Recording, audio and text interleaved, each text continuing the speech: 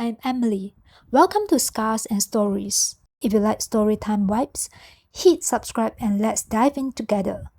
Now let's get into it. Imagine this, a perfect, quiet family dinner. Lasagna is on the table, a loving mom and dad are beaming with pride, and a devoted boyfriend is celebrating a promotion. Then, in the middle of this warmth and comfort, his girlfriend, the woman he's supported for 3 years, looks his mother straight in the eye and delivers a verbal atomic bomb. "Don't worry," she says with a sneer. "I won't be around long anyway." He's not husband material. This is the story of a man named Andrew, a 32-year-old software developer who was, in every sense of the word, a good guy. He was the dependable, rock-solid partner for his girlfriend, a 25-year-old social media wannabe named Chloe. They met at a barbecue, and for 3 years, Andrew poured his life into their shared future. When Chloe lost her first job, he covered her rent without a second thought, telling her, "We'll get through this together." He was her sounding board for family drama and a constant source of stability. He even turned down a promotion that would have required him to relocate, all because she claimed she needed his presence to build her brand. He wasn't a showy romantic, but he was the kind of man who would give you the shirt off his back. The kind of man who planned weekend getaways and surprised her with flowers, always hoping to make her feel cherished and secure. A year into their relationship, on a trip to a cabin upstate, Andrew bought a simple promise ring. Around a crackling bonfire, he gave it to her, his voice full of hope. "Chloe, I see a future with you. A house, kids, the whole thing." She teared up, accepted the ring, and talked about a future full of possibilities. Andrew truly believed they were building a life together, brick by brick. But in the last 6 months, a subtle shift began. Chloe's focus drifted from building a life with Andrew to building a life of luxury and flash. She'd scroll through her phone, her thumb endlessly double-tapping photos of entrepreneur types, men with leased BMWs, six-pack abs, and curated travel pics. She'd start making pointed remarks like, "Why don't we travel more? Life's too short for the same old routine." The comparisons began to sting. "My friend Lisa's boyfriend surprised her with tickets to Europe," she'd say with a sigh. "That's the kind of spontaneity I crave." Andrew tried to rise to the challenge. He planned more elaborate dates, brought home more extravagant bouquets, but it felt like he was chasing a moving target. He could feel her emotional distance growing. She started canceling plans at the last minute, citing a need for me time to focus on her career, only for Andrew to find out later she was out with coworkers, including a slick sales rep named John. John was everything Andrew wasn't, all swagger and no substance.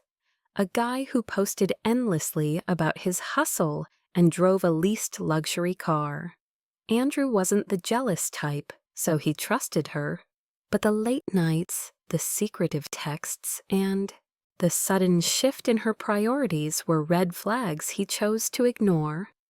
Chloe began to treat Andrew less like a partner and more like a safety net.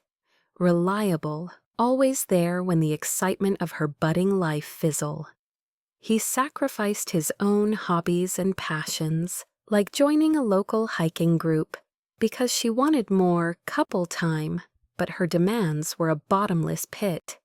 Andrew would lie awake at night, confused and hurt.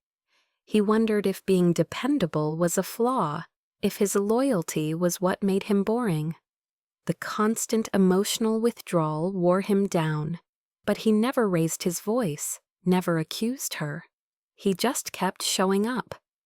This all came to a head at his parents' house, a scene that would forever be seared into his memory.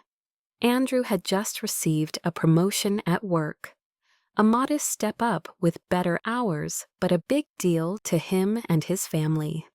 His mom cooked his favorite lasagna, and his dad and sister were there.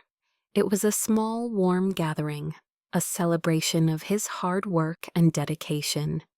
Chloe showed up late, glued to her phone and barely engaging with anyone. Andrew made an excuse for her, thinking she was just having a bad day. They all sat down to dinner, the conversation lively and cheerful. Andrew's mom, beaming with pride, turned to Chloe. "We're so proud of Andrew. He's going places. You two make such a great team.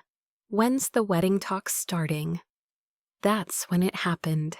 Chloe set her fork down with a loud clink. She took a slow sip of her wine and, with a smug, condescending smirk, looked his mom dead in the eyes and delivered her line. "Don't worry, I won't be around long anyway." He's not husband material. The room went dead silent. The lively chatter died. Andrew's fork, halfway to his mouth, froze in midair. His mom's face fell, as if she'd been physically struck. His dad awkwardly cleared his throat, and his sister's eyes went wide as she mouthed a single, incredulous, "What the—" A hot, humiliating flush crept up Andrew's neck, but he didn't let it consume him. Instead of exploding, he adopted a chilling calm. He set his knife and fork down deliberately, not with a crash, but with a quiet finality. Every move was purposeful. He wiped his mouth with his napkin, folded it neatly, and placed it beside his plate. "Mom," he said, his voice level and steady, "I think we should end dinner here." Chloe stared at him, the victorious smirk gone from her face. She had expected an outburst, a tearful plea, a heated argument. But Andrew's cold composure completely threw her off balance. His mom, trying to hold back her emotions, said softly, "Andrew, it's okay, honey." "No, it's not okay, Mom," Andrew replied, his gaze now fixed on Chloe, his eyes as cold as ice. "This is my home. And I won't allow anyone, especially someone who has no respect for my family, to sit at our table." Chloe was stunned, her eyes wide. "Andrew, what are you talking about?" "You're overreacting. It was just a comment." "That wasn't just a comment," Andrew said, his voice dropping to a low, authoritative tone. "That was an insult. An insult to my mother, and for me, it's the end of everything." He stood up, walked to the front door, and opened it. "Chloe," he said, his voice stripped of all affection, "our conversation is over. And so is our relationship. You can leave now." Chloe jumped to her feet, her face red with a mix of fury and humiliation. She had planned a dramatic exit on her terms, a show designed to leave him heartbroken and begging. But he had seized control, robbing her of her carefully constructed scene. She had no words, only a furious glare, before she snatched her purse and stormed out, slamming the door behind her. Andrew returned to the table, the tense silence giving way to a strange sense of peace. He looked at his mom and said quietly, "I'm sorry, Mom." "No, my son." His mom took his hand, tears finally streaming down her cheeks. "I'm so proud of you. You did the right thing." After Chloe left, no one had the appetite to continue the meal. The atmosphere was still heavy, but a sense of relief began to spread. The public humiliation had been replaced by a powerful act of self-respect. Andrew's family saw his unwavering decisiveness, and their support for him was absolute. His decision wasn't just about ending a relationship, it was about protecting his family and affirming his own worth. The next few weeks were a painful but purposeful blur. Andrew threw himself into work, started hitting the gym for the first time in years, and reconnected with old friends he had put on the back burner for her. He even started therapy, finally unpacking all the red flags he had so willingly ignored. He sat with the silence, letting the confusion turn into clarity. He deserved better. He didn't have to disappear in a dramatic way. He simply had to fade from her world. He changed his routines, avoided their usual spots, and focused on rebuilding his life with his dignity intact. Little did he know that her world was about to unravel. A couple of months passed, and Andrew was in his groove. He was at the gym 5 days a week, working on side projects, and had finally joined that hiking group he had always wanted to. His life was quiet, but it was his. He didn't stalk her on social media. He had everything blocked. But word began to trickle in through their mutual friends. At first, it was casual. "Hey, saw Chloe posted about a trip with that John guy. Looks like she's doing well." Andrew didn't feel any bitterness, just a quiet sense of detachment. Then the cracks began to show. About 4 months after the dinner disaster, a buddy from their old circle texted Andrew, "Dude, you dodged a bullet. Chloe's mess is blowing up." It turned out that Chloe had dived headfirst into her new life with John. They had moved in together after only 2 weeks, a classic whirlwind rebound. He was everything she had wanted, flashy with expensive dinners and weekend getaways. Their social media was full of couple pics with captions like, "Found my match."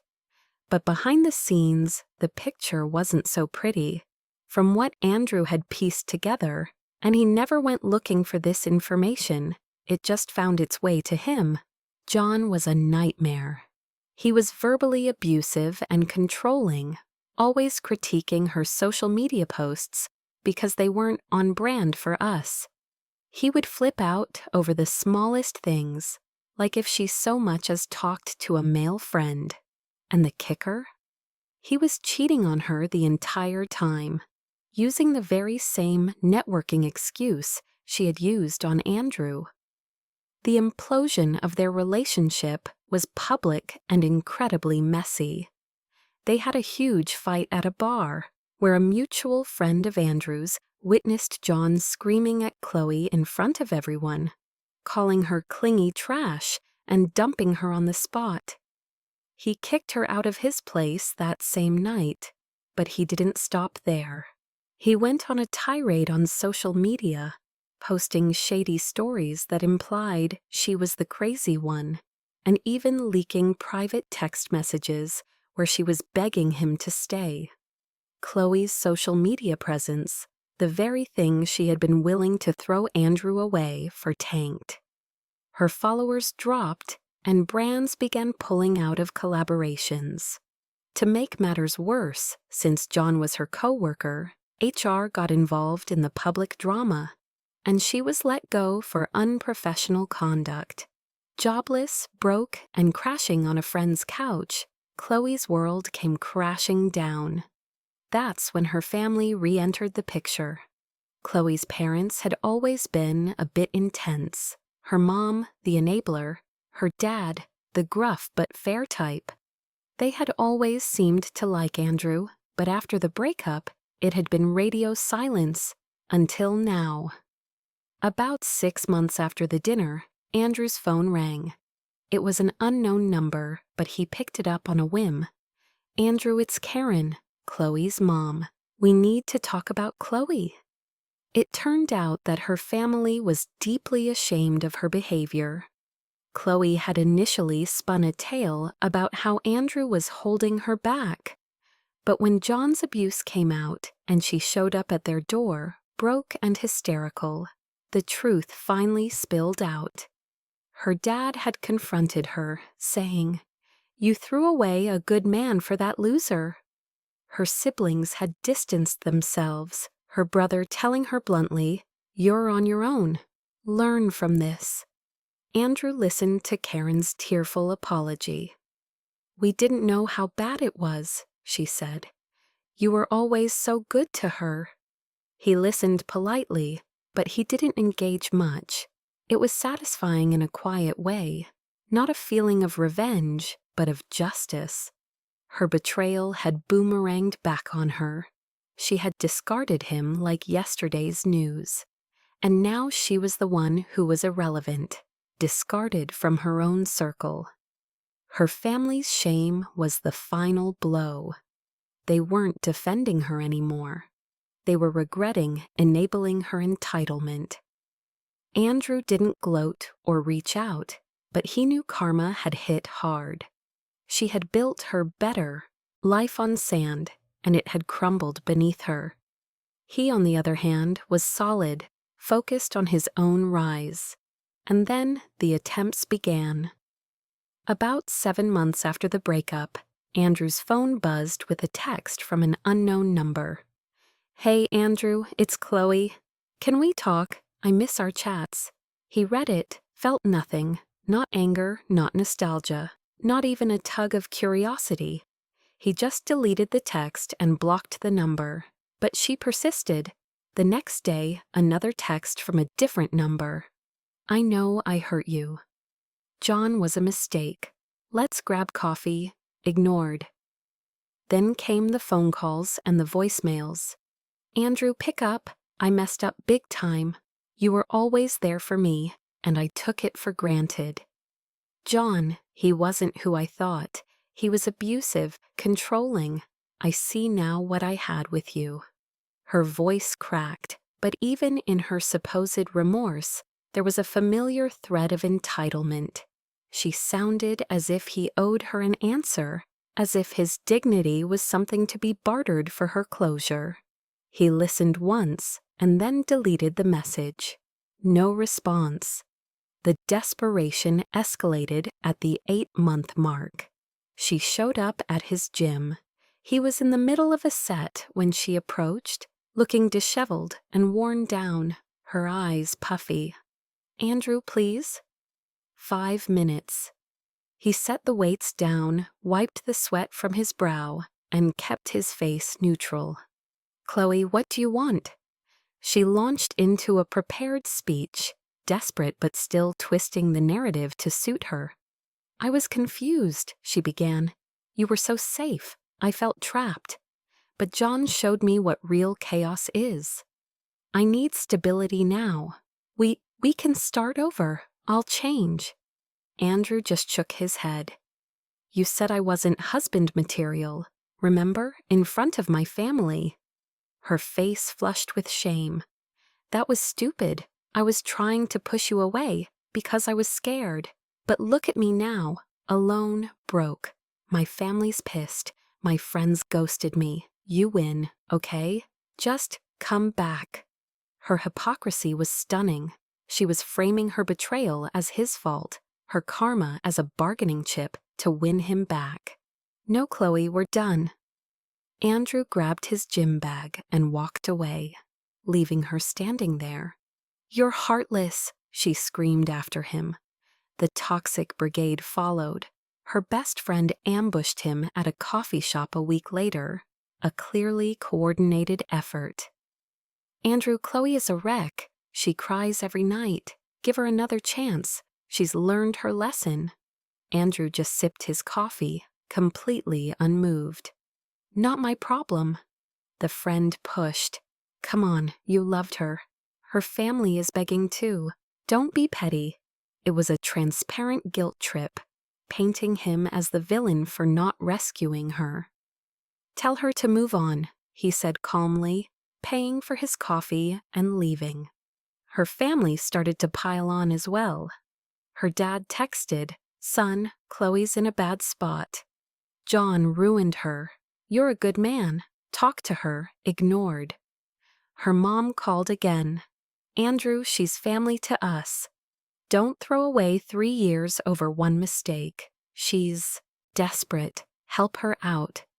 Their manipulative tones were a stark contrast to the genuine remorse they had shown a few months earlier. Now they were just pressuring him. "Karen," he said calmly, "respect my space." He hung up. By the 9-month mark, Chloe's desperation had boiled over into anger. The voicemails became rants.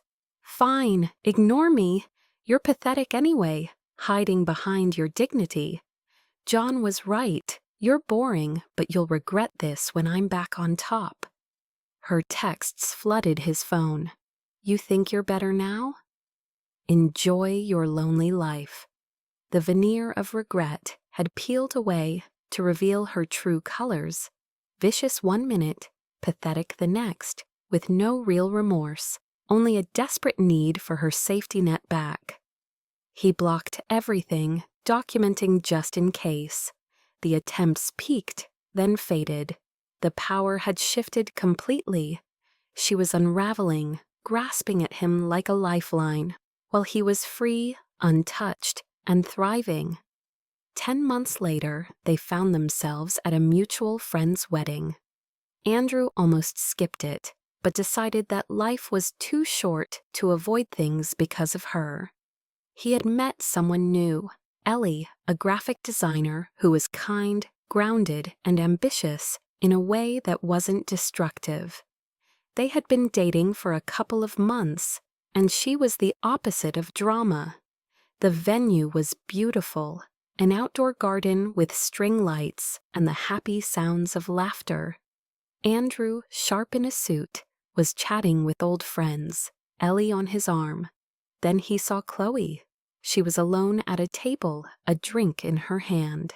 She looked worn, her dress ill-fitting, her makeup trying too hard to hide the strain on her face. During cocktail hour, she approached him, her eyes darting to Ellie. "Andrew, wow, you look good. Can we talk privately?" Ellie sensed the tension and squeezed his hand. Andrew stayed put. "Chloe, this isn't the time." She ignored him, her voice low and urgent. "I realize now you were the one. John destroyed me, but it woke me up. I want us back, please." Her desperation was on full display for all to see.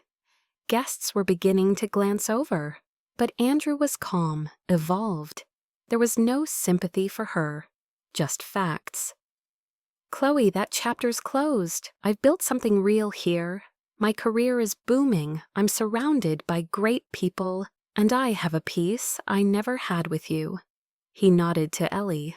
"She's a part of that now." "You're not." Her face crumpled, her hypocrisy flaring once more. "So that's it? You just replace me already? After everything?" Andrew met her eyes, indifferent. "You replaced yourself when you walked away." He gave her a polite nod. "Good luck out there." He and Ellie turned and mingled with the other guests, leaving Chloe standing alone. Later, a friend told him she left early, humiliated. Her family's texts stopped after that night.